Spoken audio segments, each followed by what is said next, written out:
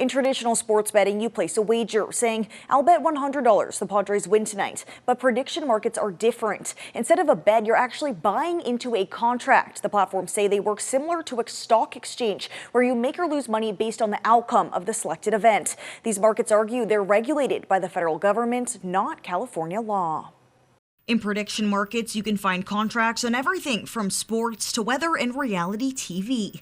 Platforms include Kalshi, Polymarket, and DraftKings Predictions. They operate under the Federal Commodity Exchange Act and are regulated by the Commodity Futures Trading Commission. However, Indian tribes hold exclusive gaming rights in California and operate under a federal law called the Indian Gaming Regulatory Act. So you have two entities. You have Kalshi saying, we got a federal law, and the tribe saying, we got a federal law, and they say, well, our federal law gives this commission exclusive jurisdiction, and we're saying, well, our federal law says we have exclusive jurisdiction. Les Marston is a California Cahuilla Indian and attorney representing two California tribes suing Kalshi. The tribes argue Kalshi sports contracts are unregulated and take business away from tribal casinos, where gaming revenue helps fund government services. People bet on Kalshi, money that they normally would budget to go visit the Blue Lake Casino or the Chicken Ranch Casino.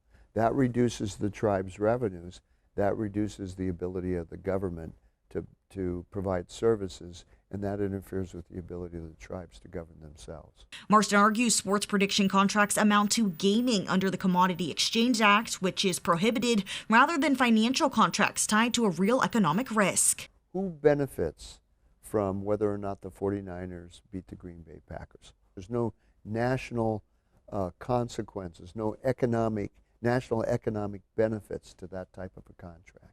In a statement to News 8, Kalshi compared its market to the stock exchange, saying it makes money by charging a fee on each transaction, not by betting against its customers. Kalshi also says it's open to working with tribes where their interests align. You may have seen ads for some of these platforms, even here on News 8. Kalshi and DraftKings Predictions tells us their markets are regulated under federal law. We also reached out to Polymarket, but have not heard back. Alex Lai, News 8.